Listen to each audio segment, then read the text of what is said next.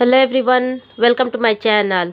Friends, चलिए start करते हैं आज का अपना होम साइंस का टॉपिक। आज हम लोग डिस्कस करेंगे विटामिन डी के बारे में। ठीक है, ये क्या है? यह एक वसा में घुलनशील विटामिन है। ठीक है, तो चलिए स्टार्ट करते हैं। बिना देर किए हम लोग स्टार्ट करेंगे। तो देखिए, विटामिन डी, इसका रासायनिक नाम क्या है?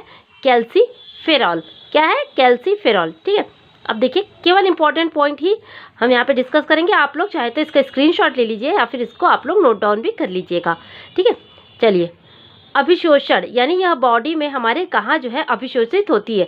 तो विटामिन डी का अभिशोषण आंत के म्यूकस झिल्ली से, ध्यान दीजिएगा, आंत के म्यूकस झिल्ली से लिम्फटिक नलिका द्वारा रक्त वाहिनियों से यकृत में क्या यह पहुंचता है। ठीक है, इसके बाद विटामिन डी का अभिशोषण वसा के साथ होता है। ये इंपॉर्टेंट पॉइंट है कि इसका अभिशोषण किसके साथ होता है? तो वसा के साथ होता है।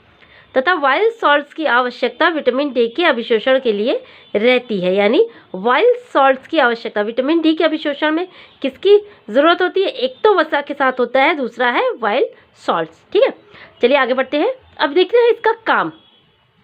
अब इसके मेन मुख्य काम कौन कौन से हैं? तो सबसे पहले देखिए, विटामिन डी से कैल्शियम का छोटी आंत में अभिशोषण बढ़ता है तथा नियंत्रित होता है। विटामिन डी की अनुपस्थिति में कैल्शियम तथा फास्फोरस मल द्वारा निष्कासित होता है। ठीक है, कहने का मतलब ये है कि अगर हम कैल्शियम और फास्फोरस युक्त चीज़ें खाते भी हैं, लेकिन तब तक उनका अवशोषण नहीं होता जब तक कि हमारी बॉडी में विटामिन डी नहीं रहता। अगर विटामिन डी है तब तो कैल्शियम और फास्फोरस का जो यूज़ होता है हमारी बॉडी कर लेती है, लेकिन विटामिन डी की अनुपस्थिति में कैल्शियम और फास्फोरस हमारी बॉडी को जो है यूज़ नहीं करती है। वो जस की तस क्या हो जाती है? मल द्वारा जो है वो निष्कासित हो जाती है। बात समझ में आ रही है? तो कैल्शियम तथा फास्फोरस के पाचन यानी अवशोषण में भी विटामिन डी की सबसे ज़्यादा जो है वह ज़रूरत होती है। विटामिन डी की अनुपस्थिति में कैल्शियम तथा फास्फोरस जो है वह अभिशोषित नहीं होते हैं और ज्यों के त्यों जो है वह निकाल दिए जाते हैं। कहाँ से निकाले? तो मल द्वारा वो निष्कासित हो जाते हैं। ठीक है, यहाँ तक चीज़ें समझ में आई। इंपॉर्टेंट पॉइंट था।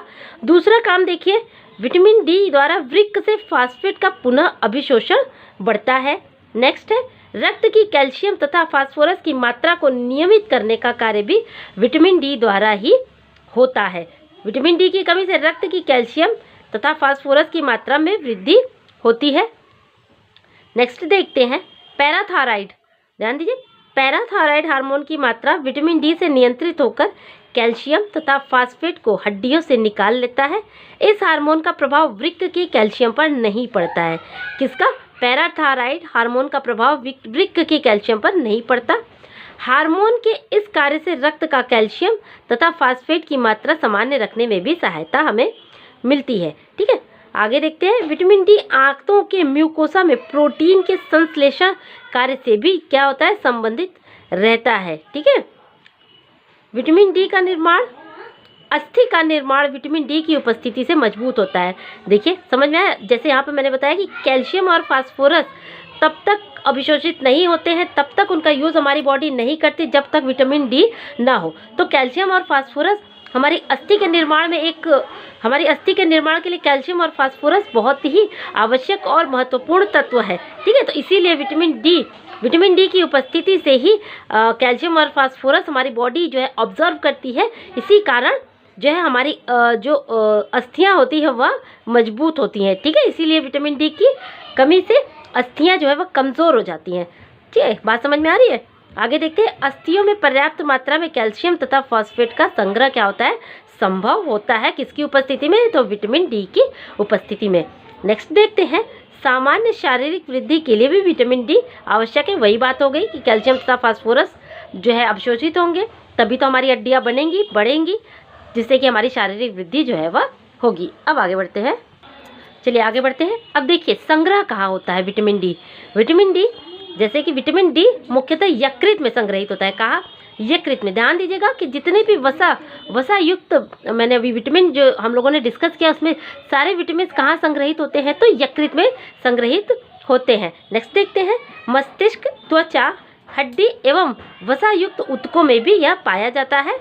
ठीक है, सामान्य रक्त प्लाज्मा में 5 से 80 नैनोग्राम कैल्सीफेरियोल प्रति 100 ml जो है वो पाया जाता है एवं सीरम में 25 से 75 पिकोग्राम प्रति मिलीलीटर कैल्सिट्रिकुलर मिलता है। ठीक है, बात समझ में आ रही है। अब देखते हैं इसकी कमी का प्रभाव।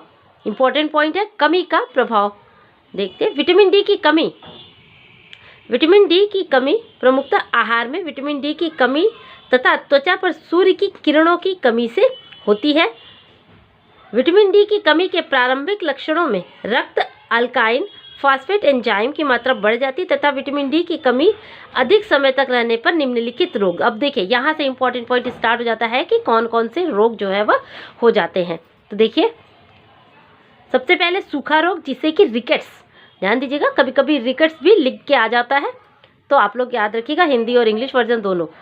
बालकों में विशेषतः अपरिपक्व शिशु में, इंपॉर्टेंट पॉइंट ध्यान दीजिएगा, रिकेट्स जो है स्पेशली किससे होता है, बच्चों में जो अपरिपक्व शिशु में विटामिन डी ये कैल्शियम तथा फास्फोरस तीनों की कमी से कौन सा रोग हो जाता है, तो रिकेट्स यानी सूखा रोग हो जाता है। तो कौन कौन से, विटामिन डी के साथ साथ कैल्शियम तथा फास्फोरस भी आप लोग ध्यान रखिएगा, इन तीनों की कमी के कारण ही रिकेट्स रोग हो जाता है। इसके लक्षण देख लेते हैं। पाँव का मुड़ जाना, सिर के मध्य भाग का नरम होना, बेचैनी तथा चिड़चिड़ापन, सीरम में फास्फोरस का बढ़ना तथा रक्त में फास्फोरस का कम हो जाना, जोड़ों में सूजन आना, पेट फूलना, पसलियों का उभरकर जो है वो बेढंगा दिखाई देना, ये सब क्या है, ये सब रिकेट्स के लक्षण है। ठीक है, अब देखिए उपर्युक्त लक्षणों का प्रभाव शिशु के सामान्य वृद्धि पर पड़ता है, यानी शिशु का विकास जो है वह ठीक तरीके से नहीं होता है, तो इस तरीके से उसको नज़रअंदाज नहीं करना चाहिए। आगे देखते हैं टिटेनी भी किसकी कमी से होता है, तो विटामिन डी की कमी से होने वाला रोग है। सूखा रोग का उपचार सामान्य न होने से अकस्मात टिटेनी विकसित होने लगता है। टिटेनी में क्या होता है, देखिए जोड़ों में ऐंठन हो जाती है, ठीक है, बालक बेहोश हो जाता है। यह अवस्था कैल्शियम तथा फास्फोरस का उपापचय, विटामिन डी की कमी तथा पैराथायरॉइड ग्रंथि में गड़बड़ी आने से भी होता है। ये देखिए यहाँ पर दोनों क्या है, दोनों ही क्या, सूखा रोग और टिटेनी। ठीक है, ये इसमें क्या हो जाता है कि जो जोड़ों में जो है ऐंठन होने लगती है, ये इसका स्पेशल लक्षण है। बाकी सारी चीज़ें कैसी हो जाएंगी, सूखा रोग की तरह। जब इसकी कमी बराबर बनी रहती है तो सूखा रोग जब बढ़ जाता है तो टिटेनी का रूप ले लेता है। ठीक है, आगे देखते हैं ऑस्टोमलेशिया। किशोरावस्था तथा वयस्क अवस्था में विटामिन डी की कमी से ऑस्टोमलेशिया हो जाता है। देखिए बच्चों में कौन सा रोग होता है विटामिन डी की कमी से, तो सूखा रोग यानी रिकेट्स होता है। लेकिन बड़ों में कौन सा रोग हो जाता है विटामिन डी की कमी से, तो बड़ों में ऑस्टोमलेशिया हो जाता है। ये इंपॉर्टेंट पॉइंट है, आप लोग ध्यान दीजिएगा कि बच्चों में कौन सा रोग होता है और बड़ों में कौन सा रोग होता है।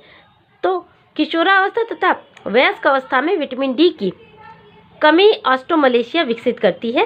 इस अवस्था के व्यक्तियों का भार अधिक होने से कई अस्थियों में अनुचित विकास हो जाता है, जिससे चलने फिरने में क्या होती है, कठिनाइयाँ होने लगती है और अचानक ही क्या होती है, हड्डी टूट जाती है, क्योंकि हड्डी क्या होती है, कमज़ोर हो जाती है। ठीक है, हड्डी कमज़ोर हो जाने के कारण जरा सा झटका लगने से हड्डियां जो है वह टूट भी सकती हैं। अब देखिए इसकी प्राप्ति के साधन हम लोग देखेंगे।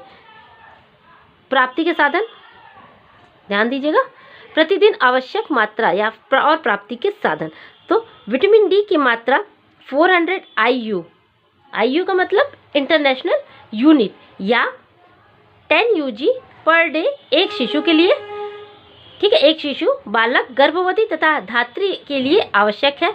और किशोरावस्था और वयस्क लोगों के लिए देखिए 200 इंटरनेशनल यूनिट या 5 UG विटामिन डी प्रतिदिन की आवश्यक है। ये इंपॉर्टेंट पॉइंट है, कभी कभी पूछ लेता है ना कि वयस्क को कितनी विटामिन डी की ज़रूरत होती है या फिर गर्भावस्था में विटामिन डी की कितनी मात्रा आवश्यकता होती है, तो ये इंपॉर्टेंट पॉइंट है, आप लोग यहाँ पे नोट डाउन कर लीजिएगा।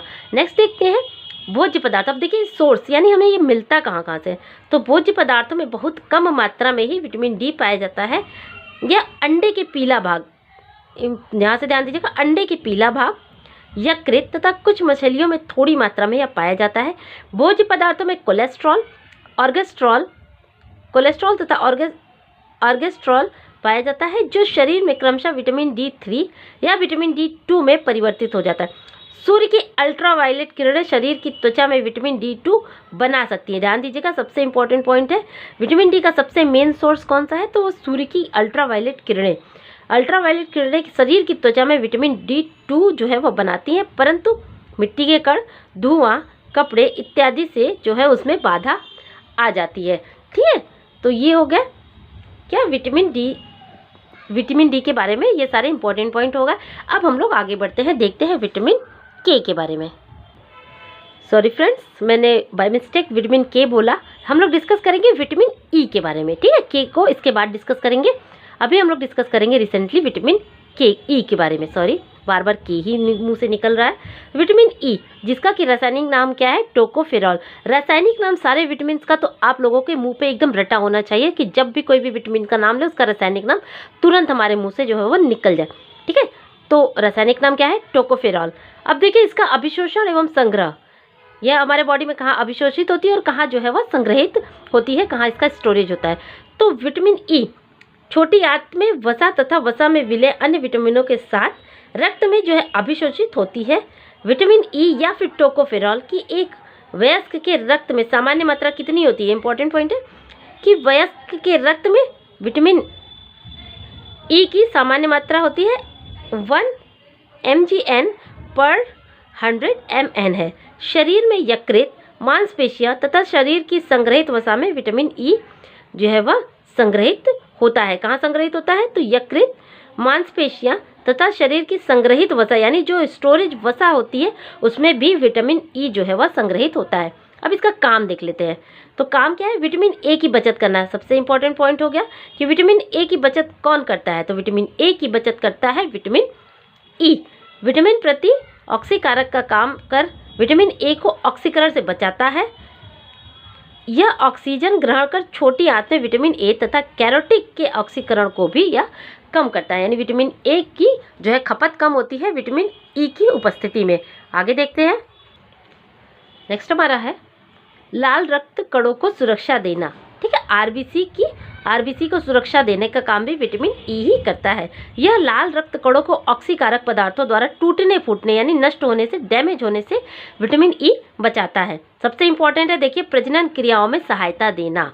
इसकी कमी से स्त्री पुरुष दोनों के प्रजनन शक्ति में क्या हो जाती है, तो कमी हो जाती है। कभी कभी एग्जाम में पूछ लेता है कि कौन से विटामिन की कमी से प्रजनन क्रियाओं में जो है वह कमी आती है, तो विटामिन ई की कमी के कारण स्त्री और पुरुष दोनों में प्रजनन शक्ति में कमी आ जाती है। यकृत में कार्बन टेट्राक्लोराइड के विष में होने वाले क्षति से बचाता है। लास्ट में हमारा विटामिन ई ऊतक तथा कोशिका झिल्ली में असंतृप्त वसीय अम्ल के पर ऑक्सीडेशन को भी क्या करता है, रोकता है। अब देखिए इसकी कमी का प्रभाव